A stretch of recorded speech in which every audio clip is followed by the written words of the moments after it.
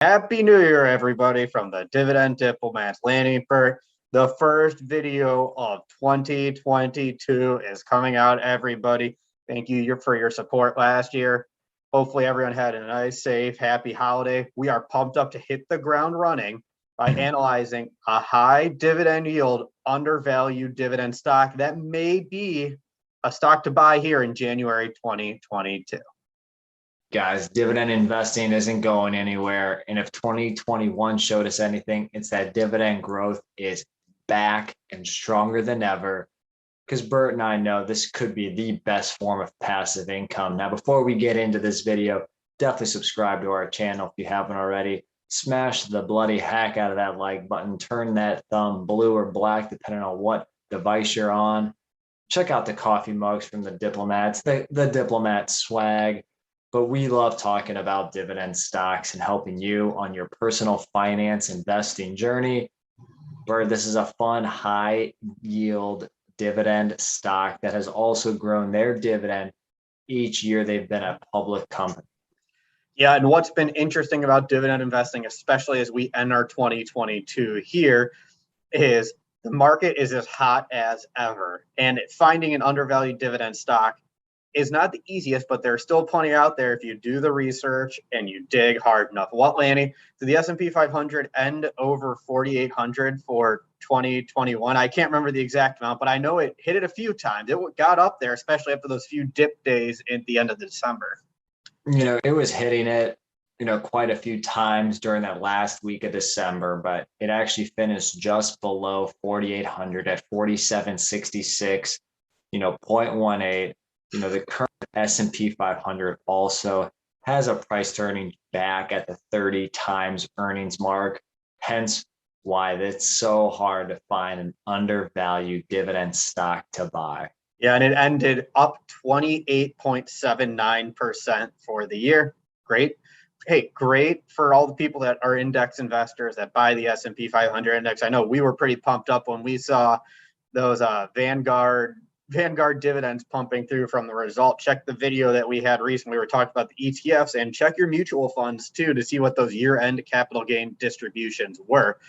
All right, we're not here to talk about the S&P 500 and index funds, so that's a different video. We're really honing in here on one undervalued dividend growth stock that has a very, very high dividend yield. But we always say don't chase dividend yield. Don't focus on just dividend yield alone, because that you could run into potential future dividend cuts, dividend safety issues. So when we see a high dividend yield, we're always skeptical, and we need to make sure we do our digging to make sure that that is a safe dividend to buy going forward. And that's what we're going to hope to achieve here in the video for this stock. So big old Bert is swinging into big old tobacco right now. We're talking tobacco stock, Marlboro, a little bit of Cambridge, some basic. He's going deep down into Virginia Slims. Bert, what dividend growth stock are you here to dive deep into? Altria, ticker symbol M. A few months we did a video on British tobacco. We always talk about Philip Morris. So today, why not? Let's start the year off by taking a look at Altria Group, ticker symbol M. And you're right, Lanny. Those are some of the big brands here that Altria owns. Was it 11, 12 years ago? It was Philip Morris and Altria that were combined. They split off. Altria had more domestic focus here in the United States. Philip Morris was the international wing of the company that spun off. Both have had excellent dividends, excellent dividend growth, and two completely different paths here since that spinoff. Yep, and I have to apologize. I didn't give the shout out to everybody that has the dip cans as well. With your Copenhagen and your Husky and your Skull pouches. They definitely have a strong market share in that you call it smokeless tobacco products, and they also have some significant investments in an AB InBev as well as Juul, as we all know, and the Kronos Group. Yeah, what's interesting when you start looking at Altria's portfolio is what they're doing with their non-tobacco products. To your point, Juul, we all know the story of what's happened there. They took a pretty hefty stake in Juul. They paid over $12 billion back at the end of 2018. And what has happened, Lanny, since that investment? I tell you what, it has not gone well for Altria Group. They've taken quite a few impairment charges on the Juul investment, but luckily they have other addictive products that keeps the cash flow, revenue, and earnings, going forward. Yeah, Juul released that new smokeless impairment flavor that they had there for Altria Group because it has taken a beating on the earnings. I think what they said, I was looking at some articles as of October 2020, which was over a year ago. They initially paid 12.8 billion at the end of 2018. Last year, there was reported that position was only worth 1.6 billion dollars after the impairment. So, not the world's best investments. Luckily, they have made up for it with some of their alcohol things. They recently sold in the middle of 2021 their wine portfolio. So they're also looking to see what to do with their alcohol portfolio. They sold wine. They got $1.2 billion in cash there. They used it for buybacks and some other uses there. They also did a strategic review of that InBev position that you mentioned. They've owned 10% of InBev for the longest time, which I didn't even realize until we started taking a deep dive into there. InBev's market cap is currently 105 billion, so a 10% stake gives Altria a nice $10 billion plus position of stock.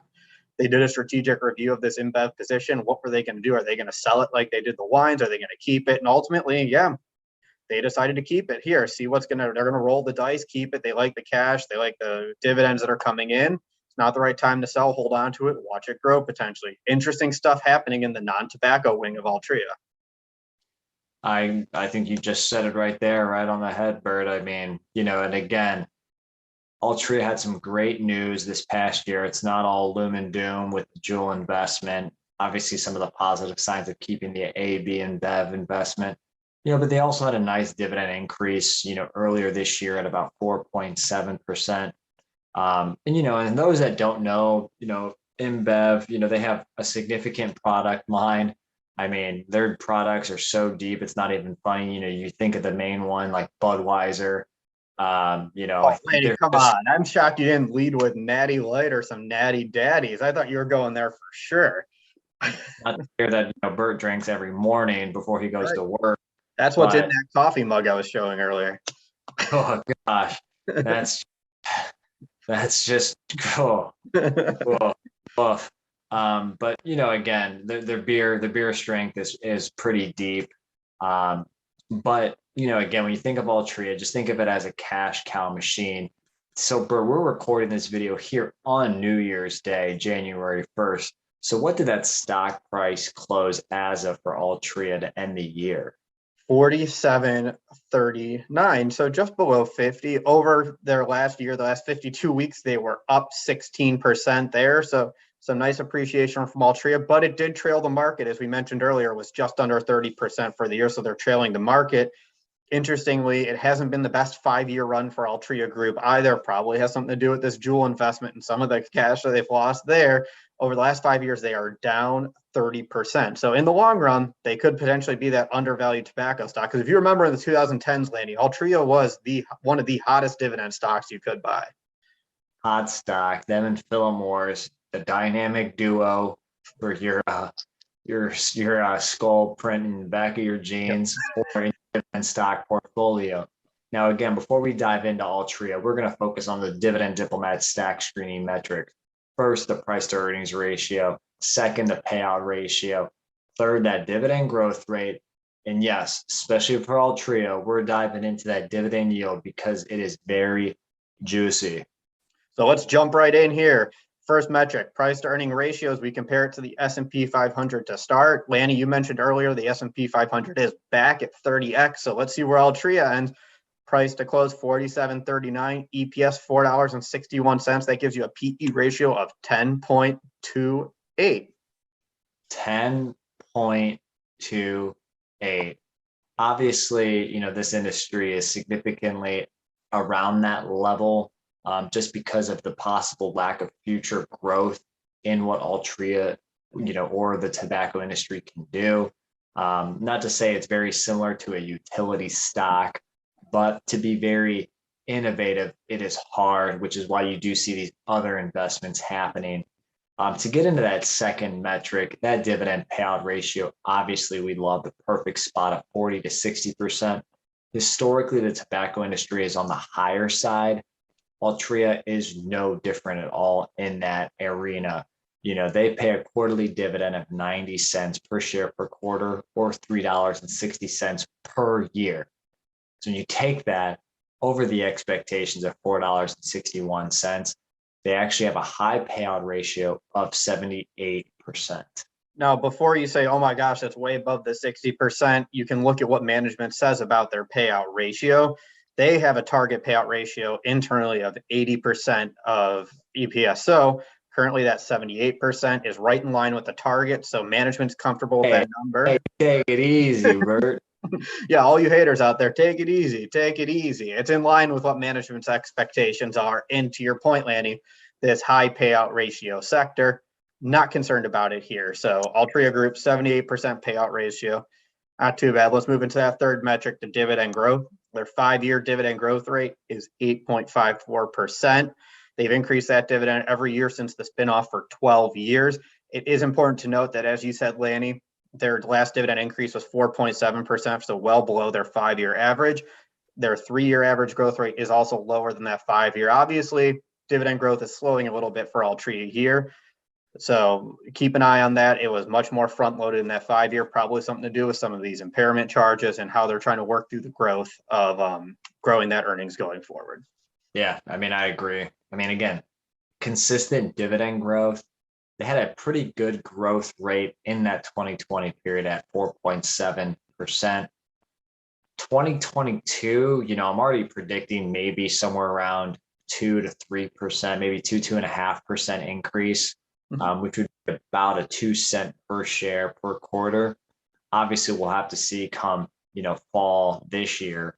But again, lower growth going forward, which is why when you get into this bonus metric, the dividend yield for this tobacco blazing, the huff puffing, the fire lighting tobacco stock here with Altria MO, their dividend right now at this time is 7.6%, 7.6%, which is about 6 times what the S&P 500 is doing. Wow. Yeah, that's why you like the tobacco stocks with very, very high dividend yield. Very high dividend yield, high payout ratios, moderate dividend growth as you're seeing here. But we always look at the dividend factor where you add in the dividend yield and the dividend growth rate to see at least 10% here. That kind of helps you balance out the low yield and the high growth rate stocks and the high yield and the low growth rate stocks. So you take that 7.6 yield, you add in that 4.7% recent increase. That gives you a factor that's well over 10% for Altria. So it's what you want to see for a high yielding stock. I can't argue there. Now, again, Bert's already gone through the performance of the stock for Altria. Personally, I don't own this stock right now in my portfolio. I have a pretty large position with Philip Morris. Bert, do you own this stock in your portfolio right now? Nope. We just own Philip Morris as well. It's interesting there as you go through and you start saying, what exactly do you want to do with this? Actually, I'll just run through the metrics and summarize here before we start going into that. PE ratio 10.28, payout ratio 78%, 5-year dividend growth rate 8.5%, increase that dividend for 12 years and a 7.6%. So keep that in mind, everybody, as we start talking and transitioning to what we're doing. It's interesting with Altria. I'm not exactly sure. I still don't know how I feel about this company and whether I'm ready to initiate the position. The metrics are looking great, though. You could easily see why you would put them on your watch list to do that, but I don't know. I'm still not running to buy Altria. I don't know. I don't know why. I can't quite figure that out.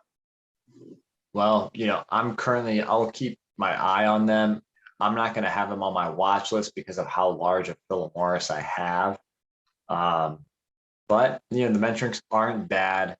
Just knowing that dividend growth might be slower in the future, but you are getting paid now.